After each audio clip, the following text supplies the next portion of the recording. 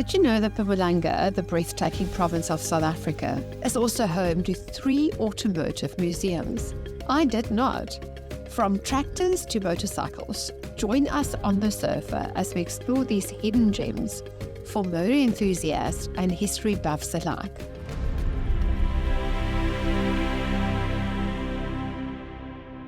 Jan Randall was born in Cape Town. His father, Edwin Randall, bought his first tractor, a Minneapolis Molen U 1945, and began ploughing the fields.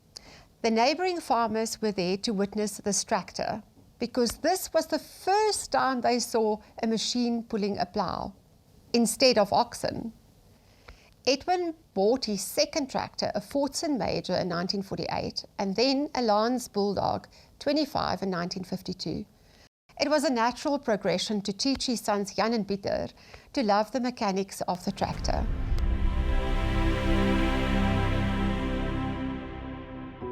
Step into the Tractor Museum in Luthe, where a magnificent collection of iron war horses awaits. Take a journey through the history of tractors, from their humble beginnings to the present day. It's an experience the whole family can enjoy. Let us introduce you to the man behind it all, Jan Randall. Ons was klein toe ons met trekkers al begin werk. My pa was die enigste ou wat trekkers gehad het. Hierdie Moulins wat hier staan was my eerste trekker hier in ons wêreld in 1945. En dis maar waar dit vandaan kom, die liefste vir trekkers kom van my pa af.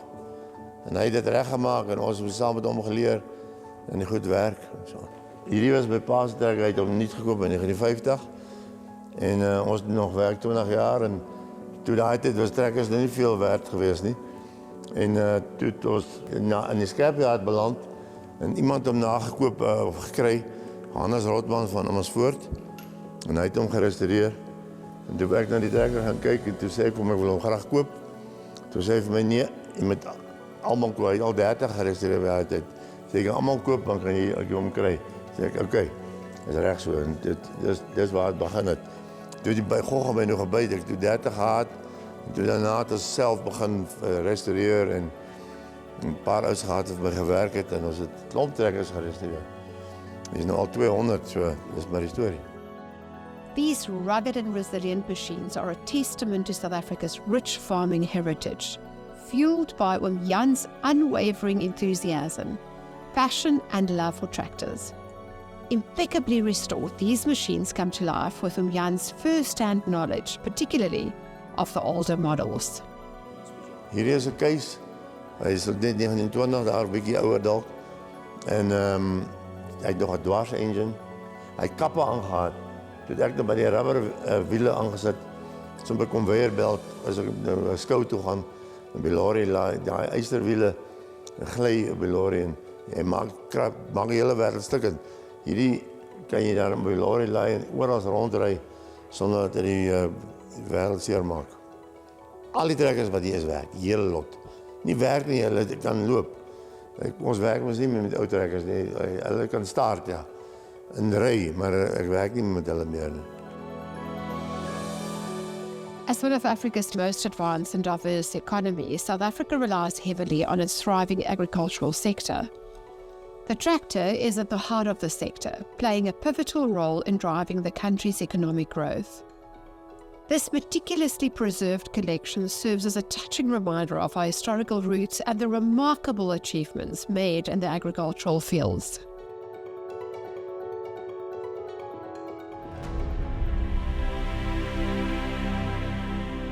Louis van der Merwe is known to, I think, absolutely everybody in Mpumalanga.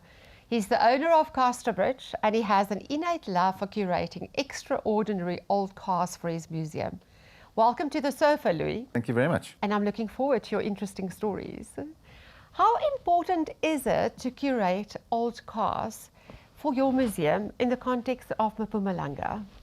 Well, I love old cars and I've been collecting for a while, and then there are a lot of collectors in the Lowveld. I've managed to get them to come and park their cars in our museum at Casterbridge. So it's not all the cars are your cars? No, they're not all mine, yeah. And how many cars do you have in the museum? There must be 70 cars there now. Oh my goodness, that's quite a bit. Yeah. So what is the oldest car that you've got on the floor? a 1912 Willys Overland, which was the forerunner of the Jeep company. But you don't only do the Willys Jeeps, you've No, got a love... I've got an old MG, there are 2 MGs, and there are collectors in the loft. We've got old MGs, Rileys, Coopers, some amazing cars locally. Why? Why? Yeah, why? Well, I love them, and there are a lot of motorheads out there that love them as well. Why do we love cars? I mean, I think just for the joy of driving them, getting out on the road, the open air. But where did it start? Was it something that were you brought up like that? Was it just something that was sparked somewhere? I bought an old car when I was a youngster, and one day when I got home, my mother had sold it. So it was, and then a friend of mine was interested in old cars, and he got me to buy a local car, and so I just carried on restoring old cars. Yeah. What are some of the challenges you've got in terms of this curating cars for this museum? Well, they're expensive, so you can't own too many of them. So you need to get a collection of people together to come and park them in your premises. Yeah. What does it mean to Mpumalanga? Well, I think it's a good draw card. I think it's a great draw card. It does bring a lot of people there. I've had some amazing cars parked there. We had 2 Bentleys parked there recently, and they were on their way through Africa, so they spent about 3 months in the museum. That was a big draw card. And what type of people would come to the museum and look at these cars? Is it very similar to the one in Franschhoek, for instance? It's much smaller than the Franschhoek one, but they're quite unique. We've got some cars there that they don't have, and it draws a lot of men, and then the ladies can go shopping. Louis, as always, it's been very inspiring to have you on the sofa. Thank you very, very much for joining us today. Thank you. It's people like Louis van der Merwe that keeps the legacy of automobiles alive by having this museum. Come and visit and support him in Mpumalanga at Casterbridge, White River.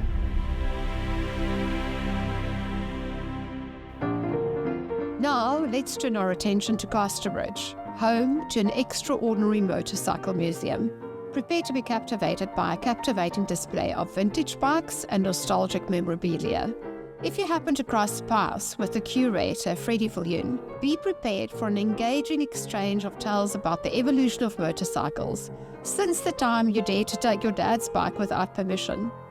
It's a thrilling journey into the past that's worth exploring. Basically, it's always been a passion of mine growing up with the classic bikes. And the opportunity came when Louis van der Merwe from Casterbridge Centre came to me and said to me, don't I want to open a motorcycle museum? And I have a workshop here as well. So it's all involving classic bikes and the rejuvenation, getting people interested in them again. The museum has been going for 2 years, and it's all a passion at the end of the day. You know, if you don't have passion for the old motorcycles, then it won't mean anything to you. Whereas now you've got feet coming through, people looking, asking questions, and when people walk in, their reactions are interesting due to the fact that when they were younger, they had all these classic motorcycles, and it brings back memories for them of the youth and, you know, which motorcycles on the floor that they actually had. And I think it is a very good thing. It just brings back those memories and gets people interested in the old classic motorcycles again. Bikes which really catch people's eye on the floor would be 754 Honda, which is your very first super bikes, which came out in the late 60s. That would probably be one of the main questions, you know, they ask, have you got one, or they see one on the floor. Then secondly, going more to the modern, we have a Dakar bike from 2020, which was ridden by a lady that won her class and was the first lady that year to come in on the Dakar. Bike is very special. Just being at the Dakar itself, the bike is quite something. Then we have a lot of people coming in looking at the Vespas. Vespas seem to intrigue people a lot. It's so cute, and, you know, they also, a lot of them had one in their younger lives, or their fathers was, those years, maybe one of the only vehicles they had for transport to work and back. Going ahead with the museums and that, we really are looking to grow it. getting more variety of motorcycles so that it actually covers everyone's interest. The potential is, there is no end to it actually, because when you start looking at the motorcycle history and that, you know, for example, in our museum, we've got LPs to do with motorbikes, we've got playing cards, we've got all sorts of stuff which relates to motorcycling. It's such a wide array of things that we've got here to show people.